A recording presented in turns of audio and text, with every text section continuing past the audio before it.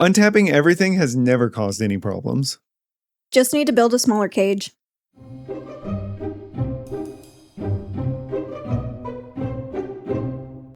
Welcome to MTG Unraveled, where we each choose a magic card and over-explain it to distract you from your current hyperfixation. I'm Rafa. And I'm Ryan. And today, we're being WotC's design team. We're redesigning banned cards, because instead of just banning them, why don't you remake them? Yeah, cowards. Make them better. There's a reason they're banned. Fix it. We'll do that for you. Let's go ahead and start off with your card.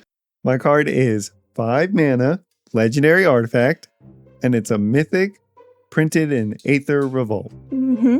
Yeah, you know it? Totally. Totally know it, yeah. No, see, I have vague impressions of your card. I just don't know the name of it. Okay, let me read the text box, see if that helps. Whenever you cast a spell, untap all non-land permanents you control. What could possibly go wrong? I really wish I remembered the name of this card because I do know it. I also wish it wasn't banned. I can't remember the name. The name of this card is Paradox Engine. Yeah, God, good gravy. Stop yelling at me. I know you knew. So I didn't really write anything to explain this card in game because you sneeze and this thing goes infinite. So I just wrote that. It's totally fair. Literally read the card and you will know how this is a problem. This card shouldn't be unbanned. I am on record. It should not be unbanned. It should be redesigned and printed. I disagree. This card is a problem. We have different, that's fine. Let's get into the rules. There's only one. Paradox Engine's triggered ability resolves before the spell that caused it to trigger. The ability will resolve even if that spell is countered. I mean, makes sense, yep. But again, it's a cast trigger. Yep. So there's multiple arts for this card. The base art is by Christina Coy. It's so intricate. When I think of Paradox Engine, I think of this card. Mm-hmm. It's like, when you look at it, there's just so much detail to it. And I can't tell what the Paradox Engine is supposed to do, which I think is kind of the point. It's a paradox. Yeah, it makes no sense. And then there's an inventions art, which is the fancy orange cards that are like stupidly overpriced no matter what card it is. They are very pretty. That art also confuses me and I love it. And it was made by Vincent Prose. There's flavor text on both of the cards. The original one says, "One look at this glorious item convinced me that Kaladesh deserved my full attention. Sure enough, my time here has yielded exquisite fruit. Tezzeret." Freaking Tezzeret. He was the problem in Aether Revolt. He's the problem, period. Well, he's not always the problem. Like, they switch bad guys, but he was He's the problem for a very, very, very long time. And now, I don't even know what he's doing now. He just kind of effed off. Making broken, busted, colorless commanders. That's what he's doing. And the invention's flavor text is, "The device was submitted to the fair anonymously. It is imperative that its maker be found. We must understand it and its confiscation directive." What formats can use this card? It's legal in Pioneer, Modern, Legacy, Vintage, and Oathbreaker. It's just Commander that it's a problem. Play enough mana rocks, and this thing will just do stupid stuff. How much do you think the base version of this card costs? These are hard because they're banned, but this is still legal in quite a few things and not banned in many. Oh, it could be anywhere. Huh? It could be anywhere. Yeah. I'm gonna say $30. It is $6 for the base version. Yeah, it doesn't see as much play as you thought it did. What do you think the invention one costs? The fancy one? Oh, those are insane. Yeah, but knowing that the base version is $6 that means nothing. Okay. What do you think it costs then? $100. Yep. Yeah. Just about $100. You did it. Yay. So I have only played this card on Arena because it's not banned in Brawl, which makes it very fun. Weird. It's the best card you can play in Brawl, in my opinion. That's why I know it's still a problem and should not be unbanned. Gimme. This card, honestly, it just feels a lot like Omniscience. If it's in the deck, it's going to basically do Omniscience things. And if you let someone untap with Omniscience, or even resolve an Omniscience, really, you're done. You're cooked. Yeah, see, we play that card. It's fine. Omniscience is like twice the mana. I didn't even bother trying to list all the combos with this card. I'm not going to try. Make enough mana with non-land permanents and be able to draw cards, and you've done it. You have done it all. You win. Good job. we decided we're redesigning this card, right? Yes. How do we redesign it so that it can be played again in the formats that it's banned in? I thought about this long and hard, and I'm not even joking. I really did. So I think there are enough, like at the end of your turn or at the beginning of each upkeep untap things. There are enough of those that are unbanned in many different cards that we don't need another one of those. Sure, print another one. I'll play it. That's fine. They're fun too. But I like that this one triggers on cast. That's what makes it unique about Paradox Engine. So how do you fix this? I thought about a couple different ways. Make it 1 mana less. That already sounds really great. And make it only untap 2 non-land permanents when you cast something. That makes it pretty difficult to go infinite with. It's still extremely powerful and can go infinite. But I don't know, I didn't do enough testing, but I think that would do it.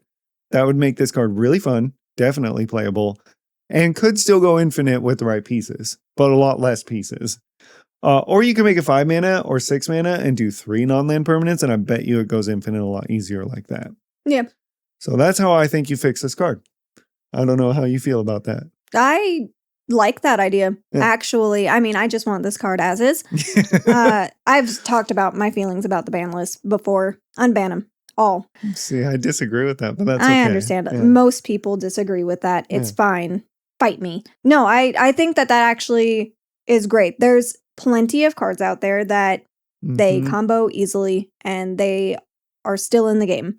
So putting just a little bit more restriction on it where it can still do the fun thing that you would want to do with the Paradox Engine just takes a little more deck building, a little more thinking.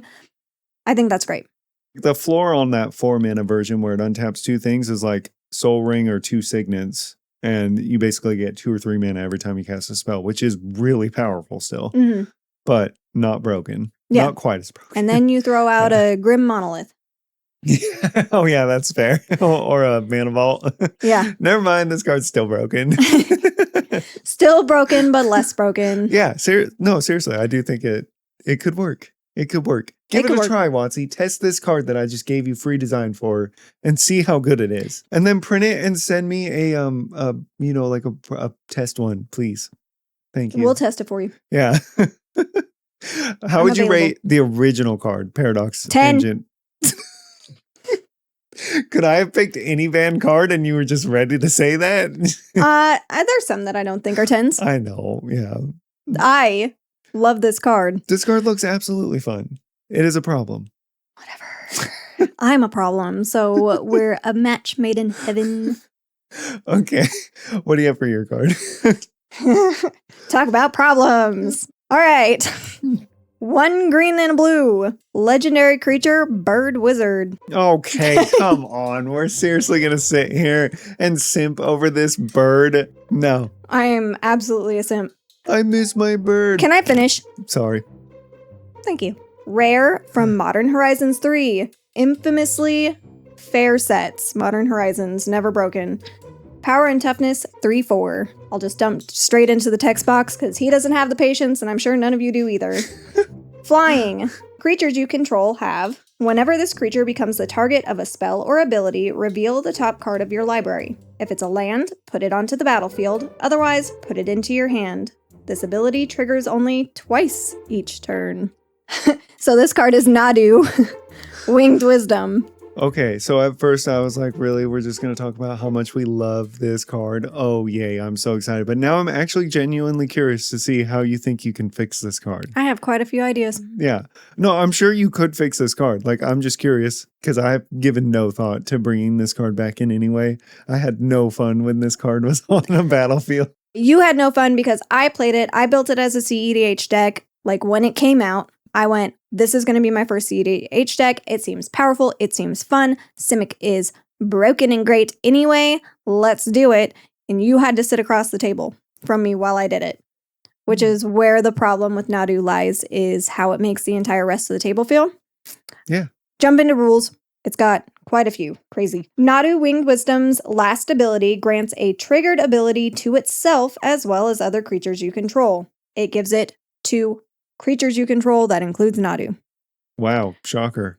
The ability that Nadu grants to each creature you control functions independently for each creature. Specifically, the ability can trigger twice each turn for each creature you control, not just twice total.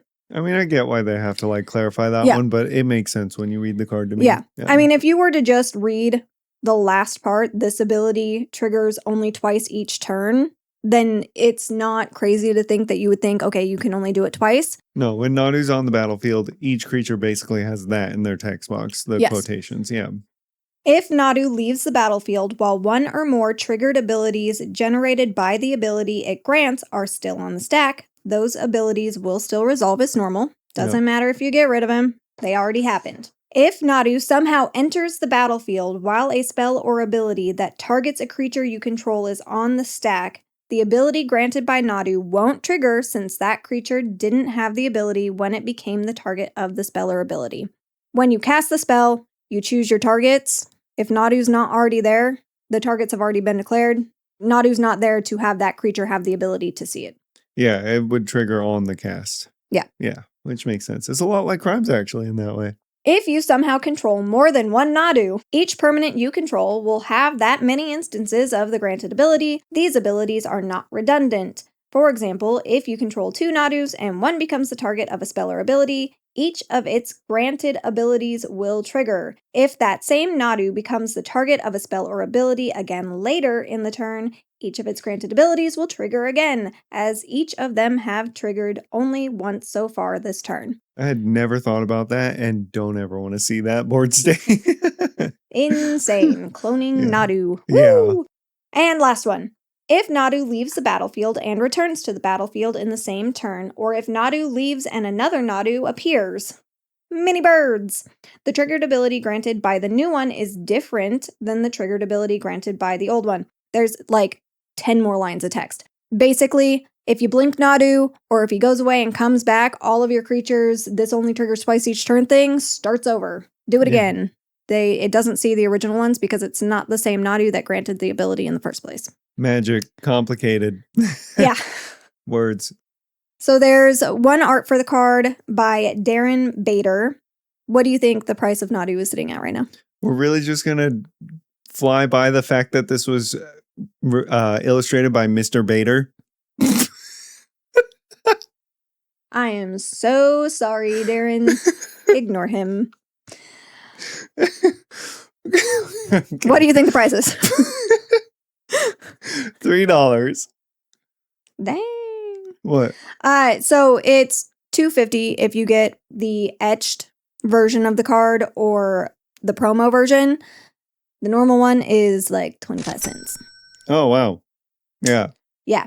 And nobody thinks this bird's coming back, dude. No, and it's banned in Commander, Competitive Brawl, Legacy, and Modern. Yeah. It's legal in Brawl, Historic, Timeless, and Vintage. I wonder if it sees any play in Vintage or Legacy or anything. Did you say it's banned in Legacy? Yeah, it's banned in Legacy. I wonder if it sees any play in Vintage or not. I have no idea. I have absolutely no idea. I'm just genuinely curious if it's good enough for Vintage. Yeah. And like you said, I don't think anyone thinks this bird. Nope. I understand, okay? I missed my bird. I had fun playing the deck. I understand that he is not coming back the way that he is, period. Nope. This is one of those cards that is never even going to be a question. It was a mistake. It was a mistake, and WotC directly said that. Yeah. So let's talk about why it was banned. So Nadu was banned because of the gameplay environment that it creates. It creates tedious, non-deterministic gameplay loops where your opponents are sitting through excessively long turns and gives you crazy card advantage. And through all of that, you have no idea if you're going to be able to win. Yeah. You're sitting there. Oh, okay, land. Move. Okay, land. Okay, move. Oh, I got a spell. It's counter. Don't try anything. Haha. And you just keep doing that for like 30 minutes. It says a lot about my character that when you started going off with Nadu, if I saw more than like 20 triggers available to you with your resources, I was like, I'm good to just call it and start a new game. I don't want to watch this. I would venture to guess that that's how most Nadu games went. Not competitively. I would sit through that crap. Yeah. If there was anything on the line, I would sit through that entire turn waiting for you to see if you can win or not. Yeah. He's obviously incredibly game breaking. Why? It's the self-targeting synergies that it gets, especially with free targeting effects like Lightning Greaves or Shuko, equipments that equip for 0. You just go boop, boop, boop, boop, boop. Oh, second time, boop, boop, boop, boop, for absolutely nothing. And you're just gaining free extra mana because the lands don't come in tap. The per creature triggers, only twice a turn. I don't know what the heck these people were thinking. They weren't. I don't know. I don't like, did this get play tested? Like, how do yeah. The way that this went down is mind-boggling to me from a professional department that this is literally what they do. Okay. To start off, this was not how Nadu started. This was not the original text box for Nadu. Originally, he was still 1 green and a blue, 3/4, had flying. Sounds fine so far. Yeah, his entire text box did a different thing. You may cast permanent spells as though they had flash. Whenever a permanent you control becomes the target of a spell or ability an opponent controls, reveal the top card of your library. If it's a land card, put it onto the battlefield. Otherwise, put it into your hand. I would be just fine with that card. Seriously. Yeah. So what the heck happened to that Nadu? Why on earth did he go from something that I think is pretty freaking reasonable to whatever the heck he is? That was just wrong. So according to Michael Majors, a lead designer for Modern Horizons 3, several factors led to the complete redesign and ultimate fail that was Nadu. First of all, there was a concern about the flash feature on the card. That was what the card designers pointed out. They were super concerned about having flash for permanents. Weird. I don't understand. Yeah, I mean, like, other cards exist that do similar things, like High Fae Trickster and Vidalcan Orrery. Those are 4 mana, so I mean, maybe somehow it's a problem when it's at 3? Question mark? I don't think so. I honestly think that they saw Simic and that flash enabler, and it like tied it to Prophet of Krufix in their head. But the problem with Prophet of Krufix is the mana part with the flash part. Yeah. So I don't know if that was like giving them false red flags. I don't think that should have jumped out as a big enough concern. So they tried just removing that part of the text, and they went, oh, this card is boring now. We want something in higher demand, and we want something that's going to get more hype from the player base. It doesn't do enough for Modern Horizons. It has to be somewhat broken. Good gravy. The way that they handle Modern Horizon sets is significantly different from how they do any other set pretty much with Magic. They bring in a specialized team that only focuses on Modern Horizons, which is different because a lot of other times people are focused on multiple sets at one time. So it's a focus team, but they condense the amount of time. Like they just push these bad boys out. So they have a condensed amount of time for design, play testing, and getting this product out to the public. And so they went, this Nadu is not what we want. Here's a new one.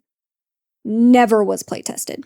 Okay, I know there's probably no way to know this, but I want to know who the guy is or person, who the person is who had the gall to submit this, and then it just like went through because nobody looked at it. Like, do we know who designed this?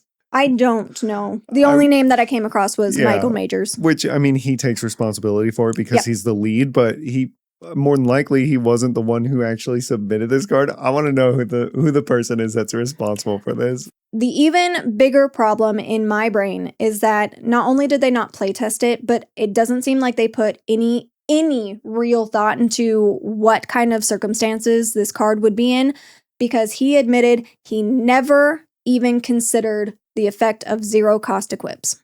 And nobody else on the design team, anyone else that this went through, no one thought, oh, 0 cost. It was never a consideration. Insanity. That is insanity. Yeah. Are these people not Magic players? Because you look at Nadu and it's like the first thing you think of. I would assume that people on the design team played the game they designed. Yeah, you would think so. I'm just saying, like, I don't know how nobody. And apparently they were just like, maybe it was too like, busy. Yeah, they could have been super stressed. Yeah. The fact that they do try to shove these things out as quick, like in a much more condensed time, probably does add a lot to your plate. Yeah. Oh yeah. My only real critique is I don't think you should ever just put a product out there without testing it. Yeah, no. This Ever. is what happens sometimes. Like, it would have, It would have made more sense to me if they went, this isn't what we want, but at least we've play tested it. We also have no idea, but how many cards haven't been play tested and have been just fine pushed That's through? true. Yeah, like was this 1 in 100, 1 in 1,000? This could be a very unlikely thing that happens when cards are rushed through. Yeah. There's no way to know. So, I do love my Bird Boy, and that's why I wanted to talk about some of my ideas of just even small ways that could make it more playable, more fair, something that could at least give it potential to come back. That's why I said we just need to build him a smaller cage. Okay, guys? The note that I put is the long turn thing is useless whining. There are plenty of other not banned commanders out there. Corvold is the first one that comes to mind that create incredibly long terms. Any Storm deck has the potential to create these incredibly long terms, and they're not banned. Chill out about the long turn thing, get over it. Like sometimes that happens in Magic, even when you're not meaning to. I have one point to say about that. I think Nadu's long turns happen faster on average than any of those other scenarios that you just listed. Cool. Game ends sooner. But it might not. But it might not. And that it might not in a Storm deck. You could storm off for 20 minutes and then go, I can't finish it. It's fine. Keep going. You keep doing you. My point is I'm not addressing the long term thing. Okay, so the first option, which I think is the most obvious, is why not just return to the original design of Nadu? I truly think that the design of that card is just fine. I don't think it would cause problems in games. I'm fine with the original design of Nadu. It doesn't feel that much like Nadu. And that was the next thought that I had about it is this is not the Nadu that we played. It takes up a completely different slot in a deck. Like you are putting this in for different reasons entirely. It doesn't do the same thing. So while that iteration of Nadu is fine, it's not the same card. So it's not really a redesign in my opinion. Option 2 is triggers only once each turn, because why on earth would you put twice? Yeah. That was a choice. It gives you a higher probability of whiffing. You get a lot less value gained, but I don't know if that would be quite enough. I think it would be. Because it doesn't address any of the combo problems, like with Zero Equip and Spring Heart Nantuko with creating more and more bodies. Because sometimes I would get to the point where I don't even need to go back to a creature for a second trigger. I'm just going to the brand new body that I created from my last one, and my last one, and my last one. But that also then requires more pieces for it to still really work. It does.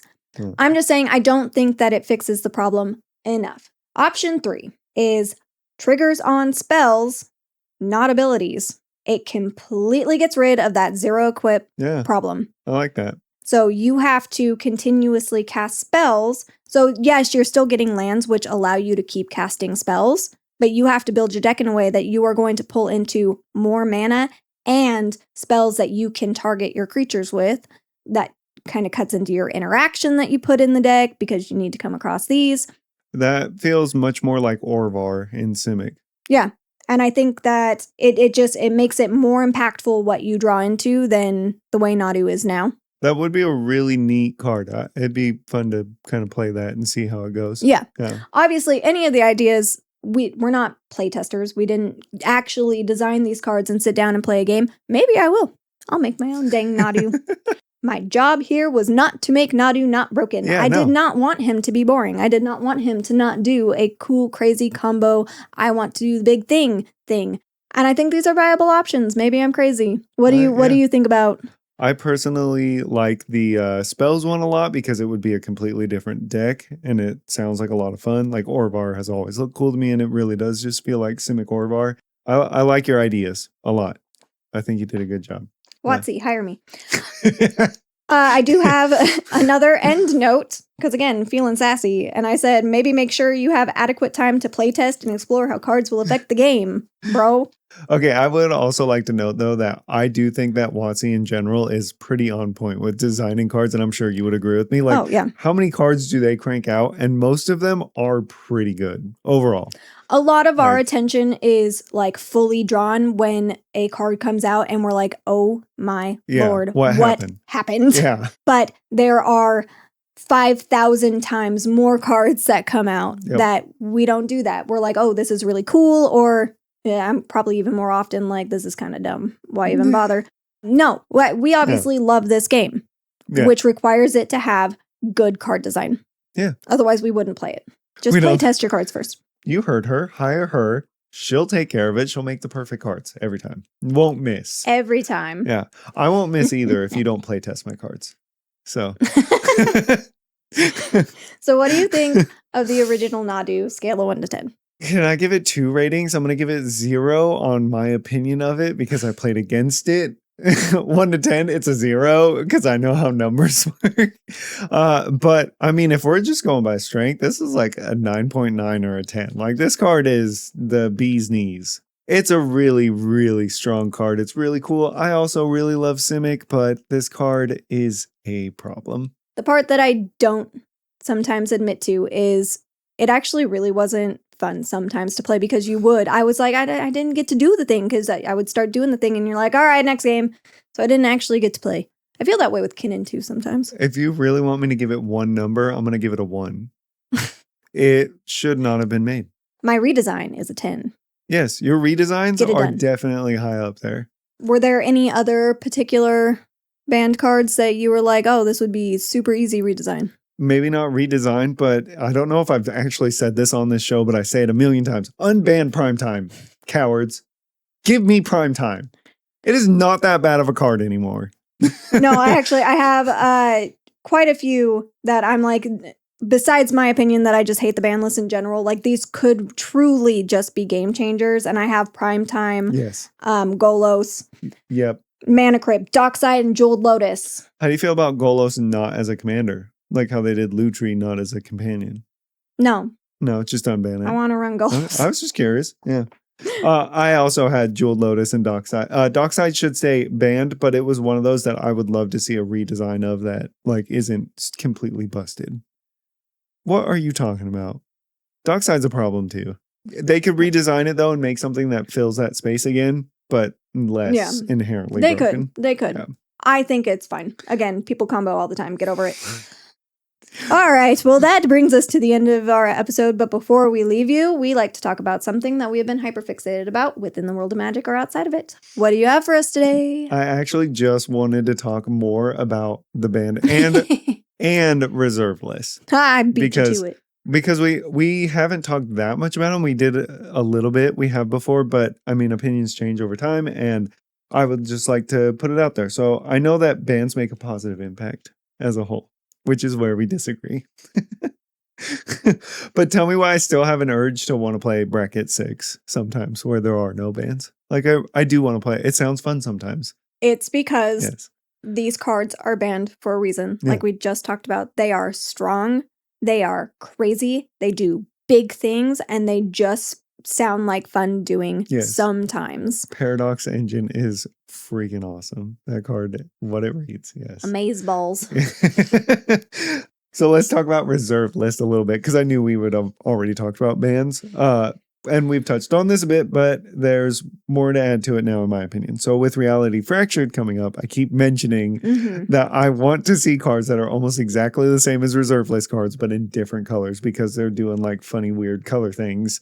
I would love to see Wheel of Fortune, but in blue. It's not going to, I don't think it's going to happen. Just to be clear, I do not think that card's going to come with Reality Fractured, but I want it. And I'm curious what people would think about a blue Wheel of Fortune that is almost the same, if not exactly word for word the same, but blue instead of red.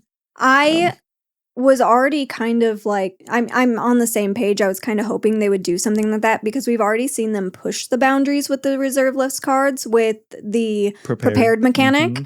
I mean, I got to cast an Ancestral Recall, guys. It was so fun. Which when we started this, if you said that you would be saying this right now, you would have been like, no, what are you talking about? How did I do that? What are you talking about? Yeah. So we've already seen those boundaries pushed. So it's really not that far of a stretch for us to see, okay, well, they're going to take a Wheel of Fortune and not make it blue because that wouldn't happen, but make it like black or something. Black doesn't need it. Blue needs it. Blue doesn't need anything, guys. but do it in a way. I mean, we've seen the spoilers for like the Craterhoof Behemoth, where they've now made it red and they made it do a red thing. Mhm. So the same idea, here are these reserve list cards, make it another color that does it in that color's way. So that, because their whole thing is we're not trying to break the color pie. Yeah. We don't want to break, this is what these colors do, even though they have fudged those lines so many times, bro. So blue would do it, draw 7 cards, then discard 7 cards, which is even better than Wheel of Fortune. Which is why that won't happen. Because blue They draws will make cards better it than red. 9 mana. Anyway, what do you think about a red version of Time Twister? I know I've asked you off camera before, but you don't know. I don't know. I think it'd be cool to see like a red version of a Time Twister. So, I mean, I have no qualms with them dancing around the reserve list. No. It doesn't seem like you really do either. We also don't own any of those cards and have absolutely no stake in whether In that reserve price list. tanks or Yeah. not. I don't think it would tank for most of them because as long as they honor the reserve list, they're not like doing Magic 30 was worse than what we're talking about doing, in my opinion. Oh, like yeah. literally just reprinting reserve list cards that aren't legal. Yeah. Like that's worse than like they've been doing this for a long time, in my opinion. Look at Basalt Monolith and Grim Monolith. Yeah. Basalt Monolith is almost just objectively better, in my opinion. And Grim Monolith is the reserve list one. Yeah. Necropotence, I don't know if you know that, but it's almost like Yawgmoth's Bargain, which is a 6 mana enchantment, pay 1 life, draw a card. Necropotence is kind of worse, but it's also half the mana. Like it's better and worse all at the same time. Yeah. But in most games, I bet you it fills a very similar role in how the rest of your game plays out. I think it wouldn't touch the price of those cards as long as they did it a little bit different. Yeah. And they've done it before. That's what I mean, is that I'm all for it. I want basically every reserve list card to not be relevant necessarily. Like if you need a Wheel of Fortune in your deck, there's nothing that quite does it like Wheel of Fortune does. No. Everything's close. Yeah, they made but- like Wheel of Misfortune. Yeah, which is still not as good. No. I'm saying I would love for reserve list cards to not feel like I need them. The hardest ones are the duels. I think they've done a really good job, at least in some spaces, to replace the need for those cards. Like, again, so much of what we say comes from a commander's perspective, and I'm sorry to all you non-commander players if you're listening, which you probably aren't at this point. No. But, like, the comes in untapped if you have 2 or more opponents. Yeah. That's a dual land in commander. You can't As long fetch as for you're those. not you can't fetch for those, but There's a huge difference. The closest ones are actually the ones they just reprinted just printed that require your opponents to have 8 or more lands. And then they are fetchable and they come in untapped Yeah. almost always. If it's turn 3 or later, they come in untapped, which is a big difference in CEDH. But I don't know. I think that there's enough workaround that they aren't as relevant anymore, unless you're playing CEDH. Nothing is going to replace having an extra land that you can use that comes in untapped for 2 colors when you're optimizing your deck like that. no, print a dual land that has a caveat that you have to have at least another land for it to come in untapped. That's the closest I can think of to getting to an OG duel without it being an OG duel. Or make the Battle Bond lands fetchable. Those are the hardest ones to get rid of because no matter what they print, if it's got a caveat to it, it's just objectively worse than a duel. Yeah. I didn't even think about this. We own a dual land. Yeah.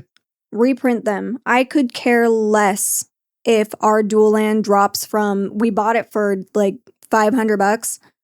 I don't care if it drops to $100. I don't care if it drops to $50. Yeah, honestly, I'm not they'll never selling be- it, yeah. first of all. Second of all, even if I did sell it, whatever. Reprint them. Let everyone else have them. It's fine. The biggest problem with reprinting reserve list isn't the fact that it would, well, okay, dropping the prices is a big deal, but the problem is you lose all trust from the player base at that point. Because it is something by not reprinting the reserve list cards, it has built trust over the years. Yes, but I think if they did it right, if they went through the right path of saying, we would really like to get rid of the reserve list. How do you guys feel about it? I think there's a lot of players out there who would be all for it because they want to own those cards. They want to play with those cards. There's going to be the couple who are like, I own a full set of Power 9. No, I don't want that. Yeah. And they can suck it. I don't know. What if they did? What if they said the reserve list is only good for 10 years from today? It gives plenty of people plenty of time. Yeah, I think that is a great way to go about it. Yeah, I don't know. But it still gives people time. You can recoup some of that if you really want to sell them. I still sit on the high horse of these people aren't selling their Power 9. Yeah. They're going to keep them. I do agree that would be, we would be okay with that. With them saying the reserve list is going away in 10 years. But I don't know how the community as a whole would react to it. No, I really don't. All right, well, that brings us to the end of today's episode. If you would like to have more nerdy shenanigans from us or other Magic content, we have a TikTok at Dicentric Games. Go check it out. And if you'd like to share any of the quirks that Magic has hidden in their cards, join the Discord in the description. If you have questions or suggestions for the show, please leave a comment or send us an email. We talked about some really cool stuff, in my opinion, today. If you have any ideas of other banned cards that you're like, man, I just really wish this would come back, maybe just a little bit different, let us know. I think it's a really interesting area to explore. Let us know in the comments below. We'd love to hear from you. Thank you, everyone. Enjoy your week. Click all the buttons. Do all the things. And we'll see you next time. Bye.